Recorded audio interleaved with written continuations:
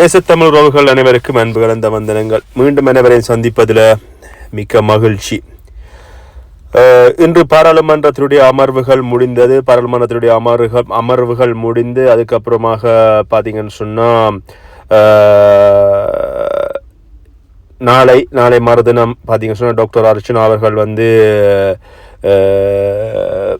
மருத்துவ முகாம் செய்ய இருக்கிறார். எங்கே என்று சொன்னால் யாழ்ப்பாண பகுதியில் இது பற்றிய விஷயம் இருக்கிறது. அதே மட்டுமில்லாமல் அரசியல் குழு உறுப்பினராக பார்த்தீங்கன்னு சொன்னால் ஸ்ரீதரன் அவர்கள் தெரிவாகி இருக்கிறார். அது மட்டுமல்லாமல் இந்த 75 வருடங்களாக நாங்கள் இந்த பயணித்த நாட்டை வேறொரு நாட்டுக்கு பயணித்த இந்த நாட்டினுடைய இந்த திசையை வேறொரு திசைக்கு நாங்கள் மாற்றி புதிய பாதையில் பயணிக்க வேணும் அப்படின்னு சொல்லி பிரதமர் சொல்லியிருக்காங்க. இது பற்றிய விஷயங்களும் அது மட்டுமல்லாமல் பார்த்தீங்கன்னு சொன்னால் இலங்கையினுடைய வரலாற்றில் முதலாவதாக தமிழ் உறுப்பினராக ஸ்ரீதரன் அவர்கள் தெரிவு செய்திருக்கிறாங்க. இது பற்றிய விஷயங்களையும் இன்றைய வீடியோவில் பார்க்க போகிறோம். அது மட்டுமல்லாமல் நீங்கள் என்னுடைய வீடியோ பகிர்வுகள் பிடித்திருந்தா நீங்கள் லைக் பண்ணி கமெண்ட் பண்ணி ஷேர் பண்ணுங்கள். அது மட்டும் இல்லாமல் அப்படியே என்னுடைய சேனலை சப்ஸ்கிரைப் பண்ணி விடுங்க. இந்த புலம்பெயர் தேசத்திலிருந்து பார்த்தீங்கன்னு சொன்னால் இலங்கைக்கு இந்த மழை அனர்த்தம் காரணமாக புலம்பெயர் மக்கள் எல்லாருமே பணம் அனுப்புகிறார்கள்.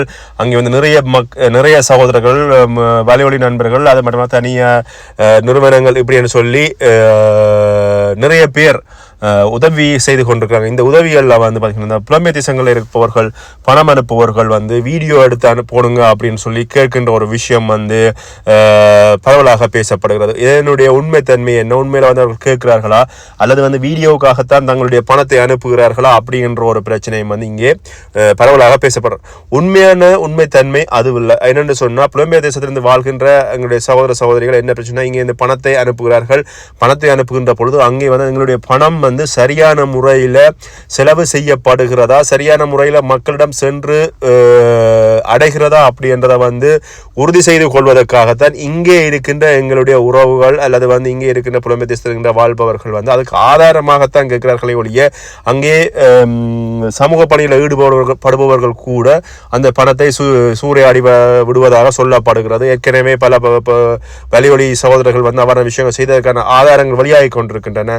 அதே மாதிரி அண்மையிலே வெளியாகிக்கிறது. அதனால இந்த புலம்பெயர் தேசத்தில் இருப்பவர்கள் பார்த்தீங்கன்னா ஒரு பணத்தை கொடுத்து விட்டு அதனை சரியான முறையில் மக்கள் சென்று அடைகிறதா அப்படி என்பதற்கான ஆதாரத்தை தேடுவதற்காகவே இந்த புலம்பெயர் தேசத்தில் இருப்பவர்கள் பார்த்தீங்கன்னு சொன்னால் வீடியோ எடுத்து அனுப்புங்க அப்படின்னு சொல்லுவார்களே ஒழிய மற்றும்படி வேற எந்த நோக்கமோ அல்லது விளம்பர நோக்கமோ அல்லது வேற எந்த நோக்கத்துக்காகவும் கேட்க மாட்டார்கள் அப்படின்ற ஒரு விஷயம் இருக்குது. அதே மாதிரி இந்த கோத்தபாய அவர்கள் சொல்லியிருக்காரு இந்த இலங்கையினுடைய பொருளாதார நெருக்கடிக்கு கோத்தபாய அவர்கள் காரணம் இல்லை அப்படின்னு சொல்லி யார் சொல்லியிருக்காங்க சொன்ன NPP அரசாங்கம் செய்தியை வெளியிட்டு இருக்கிறது. உண்மையில கோத்தபாயாவுக்கும் இதுக்கு சம்பந்தம் இல்லை. ஏற்கனவே இருந்த அரசியல்வாதிகள் தொடர்ச்சியாக நடத்தி வந்த இந்த சூறையாடல் அல்லது இந்த நாட்டை சுரண்டல் காரணமாக அதுக்கப்புறமா ஆட்சியில் இருந்த கோத்தபாய மீது தலையில விழுந்தது. அவரால் ஏழாவது கட்டத்தில் அவர் ஜனாதிபதி பதவியை துறந்து வெளியில போயிருந்தார் அப்படின்னு சொல்லி NPP அரசாங்கம் கருத்துக்களை வெளியிட்டிருக்கிறது. அதுக்காக கோத்தபாய அவர்கள் மீது எந்த விதமான பொறுப்பு கூட நாங்கள் சொல்ல முடியாதுன்னு சொன்னால் அவர்தான் இந்த பொருளாதார நெருக்கடிக்கு காரணம் கோத்தபாய இல்லை அப்படின்னு சொல்லி NPP அரசாங்கம் அறிவிச்சிருக்கிற ஒரு விஷயம் இருக்கிறது. அதே மாதிரி இந்த இலங்கையினுடைய வரலாறு பார்த்தீங்கன்னா சொன்னால் நீண்ட கால வரலாற்றில் தமிழ் உறுப்பினர் ஒருவர் அரசியல் அமைப்பு குழுவிற்கு தெரிவாகி இருப்பது இதுவே முதல் தடவையாக இருக்கிறது. இது யார் தெரிவாகி இருக்கிறார்னு சொன்னால் ஸ்ரீதரன் அவர்கள்லாம் தெரிவாகி இருக்கிறார். இது 3 பேர் இங்கே போட்டி போட்டிருந்தாங்க. அதாவது ஸ்ரீதரன், எங்களுடைய டாக்டர் அர்ச்சுனா, அதே மாதிரி மலையகத்தினுடைய பாராளுமன்ற உறுப்பினராக இருந்த என்ன பேருன்னு சொன்னால் ஜீவன் தொண்டமான், இவர்கள் மூவரும் கேட்டுக்கொண்டிருந்தார்கள். மூவரும் கேட்கின்ற பொழுது இங்கே பார்த்தீங்கன்னு சொன்னால் யாருன்னு சொன்னால் ஸ்ரீதரன் தான் 11 வாக்குகள் பார்த்தீங்கன்னு சொன்னால் வென்று வந்திருக்கிறாரு. இந்த வேளையில் டாக்டர் அர்ச்சுனா தன்னுடைய சொந்த விருப்பத்தின் பேரில் நான் இதுக்கு வரல, அதாவது நான் இந்த உறுப்பினர் தெரிவுக்குள்ள நான் வரல, நீங்கள் மற்றவர்களுக்கு கொடுங்க அப்படின்னு சொல்கின்ற பொழுது ஜீவன் தொண்டமானுக்கும் எங்களுடைய ஸ்ரீதரன் அவர்களுக்கும் இடையில் இடம்பெற்ற வாக்குகளில் பார்த்தீங்கன்னு சொன்னால் 11 வாக்குகள் வாக்குகளில் வந்து ஸ்ரீதரன் எம்பியும் 10 வாக்குகளில் வந்து ஜீவன் தொண்டமானும் 1 வாக்கு வித்தியாசத்தில் வந்து பார்த்தீங்கன்னா வென்றிருக்காரா அப்படின்னு சொன்னால் ஜீவன் தொண்டமானை வென்றிருக்கார் வந்து ஸ்ரீதரன் அவர்கள் தான் வந்து வென்றிருக்கிறாங்க. இதில் வந்து ஸ்ரீதரன் அவர் வந்து வென்றது மட்டுமில்லை, இதுதான் முதல் தடவை இந்த இலங்கையினுடைய அரசியல் வரலாற்றில் வந்து இது முதல் தடவையாக இருப்பதாக சொல்லப்படுகிறது. அதே மாதிரி நாளை டாக்டர் அர்ச்சனா அவர்களுடைய மருத்துவ முகாம் வந்து இருப்பதாக ஏற்கனவே சொல்லியிருந்தால் நாளை காலை 10 மணியா 10:30 எங்கே அப்படிங்கிற விஷயங்கள் வந்து தெரியப்பட்டிருக்கின்ற பட்சத்தில் அடுத்த வீடியோவில் நான் அவங்களோட பகிர்ந்து கொள்கிறேன். ஆனால் நாளை வந்து அவருடைய மருத்துவ முகாம் இடம்பெறும் அப்படின்ற விஷயத்தை வந்து ஏற்கனவே சொல்லியிருந்தார். நான் நினைக்கிறேன் இந்த வீடியோ நான் இப்போ ரெக்கார்ட் பண்ணுற இந்த நேரத்தில் வந்து அவர் அப்படி பயணமாகி கொண்டிருப்பார் இலங்கை யாழ்ப்பாணத்தை நோக்கி அப்படின்னு நினைக்கிறேன். அதனால் வந்து பார்க்கலாம் டாக்டர் அர்ச்சனா வந்து நாளை எங்கே அவருடைய மருத்துவ முகாம் இருக்கிறது அப்படின்ற விஷயங்களை வந்து நாங்கள் நாளை பார்க்கலாம். அதே மாதிரி இன்னொரு விஷயம் வந்து பார்த்தீங்க சொன்னால் உண்மையில கஷ்டமாக இருக்குது, கவலையாயும் இருக்குது. எவ்வளவுக்கு தான் நாமளும் டாக்டர் அர்ச்சனாவுக்கு ஆதரவாக கொடுத்தாலும் எங்கோ ஒரு சிலர் வந்து ஏதோ ஒரு வகையான கேவலமான பகிர்வுகளை பகிர்ந்து கொண்டு தான் இருக்கிறார்கள். நான் ஏற்கனவே சொல்லி இருக்கிறேன், ஒரு பெண்ணை நாங்கள் இகழ்வது அல்லது வந்து அவரை வந்து நாங்கள் கேவலப்படுத்துவது அப்படின்னு சொன்னால் அது மேலே ஒரு அநாகரிகமான விஷயம். நான் ஏற்கனவே சொன்னது போல உங்க எல்லாருக்குமே வந்து நீங்கள் பெண்களோட இருப்பீங்கள், அது உங்களுடைய குடும்பத்தினுடைய யாரோ ஒரு பெண் உறுப்பினர் வந்து உங்களோட குடும்பத்தில் கட்டாயம் இருப்பாங்க.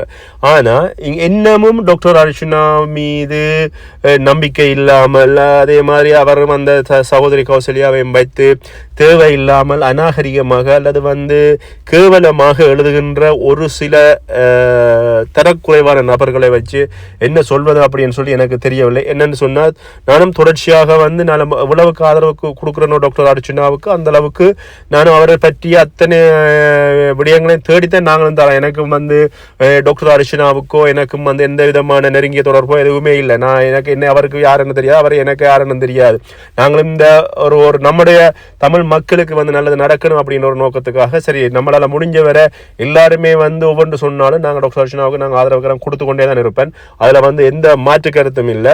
அந்த வகையில் வந்து டாக்டர் அர்ச்சனா வந்து நேற்று முன்தினம் வந்து கன்னி உரை வந்து செஞ்சிருந்தாங்க. எங்கேன்னு சொன்னால் பாராளுமன்றத்தில்.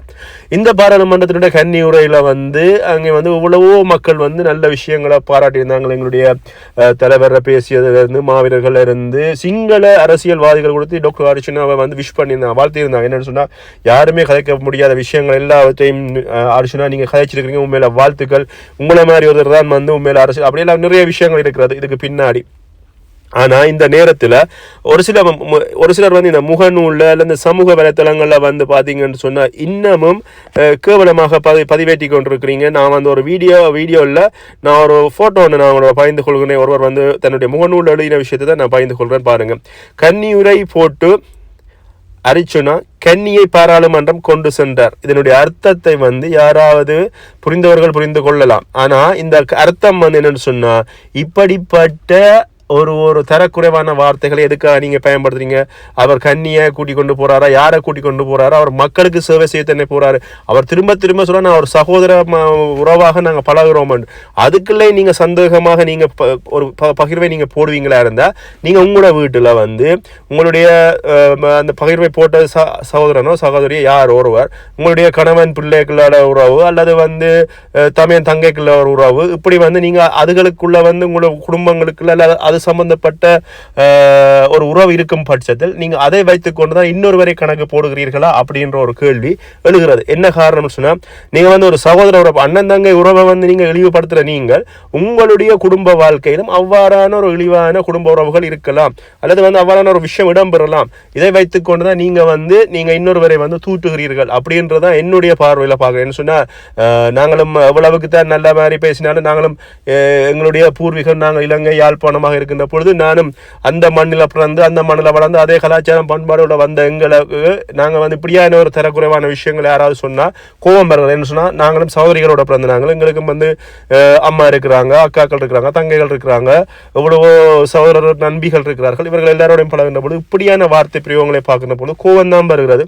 ஏனோ தெரியவில்லை இன்னும் ஒரு சிலர் வந்து இப்படியாக எழுதுறீர்கள். உண்மையில நான் என்னுடைய பார்வையில வந்து நீங்கள் எழுதுகிற ஒவ்வொருவருக்கும் இப்படி ஒரு தரக்குறைவா எழுதினால் நீங்க உங்களுடைய குடும்ப சூழல்ல வந்து நீங்க அப்படித்தான் இருக்கிறீங்க, அப்படித்தான் அர்த்தப்படும், அதான் பொருள்படும். நீங்க ஒரு சமுதாயத்துல வந்து எப்படி நீங்க வளர்க்கப்படுகிறீர்களோ ஒரு சமுதாயத்துல நீங்க எப்படி வளர்ந்திருக்கிறீர்களோ அதே போலத்தான் நீங்க மற்றவர்களையும் பார்ப்பீர்கள் அப்படின்றதான் அதனுடைய பொருள். அப்ப நீங்க உங்களுடைய குடும்பம் உங்களுடைய சமுதாயம் அப்படி இருக்கின்ற பட்சத்தில் நீங்கள் டாக்டர் அர்ச்சனாவையோ சகோதரி கௌசல்யாவையோ நீங்க வந்து இழிவுபடுத்துவது வந்து உங்களுக்கு சாதாரணமாக இருக்கலாம். ஆனால் ஒரு நல்ல ஒரு குடும்பத்திலேயோ அல்லது நல்ல ஒரு சமுதாயத்தில் வளர்ந்தவன் வந்து இதனை பார்க்கின்ற பொழுது நிச்சயமாக அது வந்து அவனுக்கு கோபமூட்டுகின்ற செயலாக இருக்கும். என்னன்னு சொன்னா அது வந்து பார்க்கின்ற பொழுது அநாகரிகமாக இருக்கும். அது வந்து ஒரு சமூக வலைத்தளங்களை நீங்க போடுற பொழுது எத்தனையோ பேர் பார்ப்பாங்க, இவங்க வந்து கேவலமாப்படுத்துவாங்க. ஆனால் டாக்டர் அர்ச்சனாவை வந்து நம்புகின்ற உறவுகளுக்கு தெரியும் அதுக்குள்ள என்ன உறவு இருக்குன்னு சொல்லி. ஆனால் இப்படி வெளியில இருந்து பார்ப்பவர்கள் அல்லது வந்து டாக்டர் அர்ச்சனா மீது அவதூறு பரப்புவர்களை நீங்க எழுதுறீங்க. அதனால வந்து டாக்டர் அர்ச்சனாவையோ குறிப்பிட்ட சகோதரியோ யாருமே வந்து என்னைக்குமே தரக்குறைவா சொல்ல போவதில்லை. உங்களை அதாவது நீங்க யார் எழுதுறீங்களோ அவர்களைத்தான் நாங்க வந்து தரக்குறைவா சொல்ல போறாங்க. ஓகே இவருடைய குடும்ப வளர்ப்பு இப்படித்தான், இவருடைய பெற்றோர் இப்படித்தான் இவரை வளர்த்துறாரு அப்படி என்றதான் வந்து நீங்க வந்து உங்க மேலேயே சமுதாயம் கேவலமான ஒரு பேரை உண்டு பண்ணும் அப்படின்னு வந்து இந்த வீடியோ சொல்லிக்கொண்டு என்னுடைய பகிர்வு பிடிச்சிருந்தா லைக் பண்ணுங்க, கமெண்ட் பண்ணுங்க, சேனலை வந்து சப்ஸ்கிரைப் பண்ணுங்க. மீண்டும் இன்னொரு வீடியோ சந்திக்கும் வரை விடைபெற்றுக் கொள்ளும் நான் என்றும் உங்களில் ஒருவன். நன்றி, வணக்கம் உறவுகளே.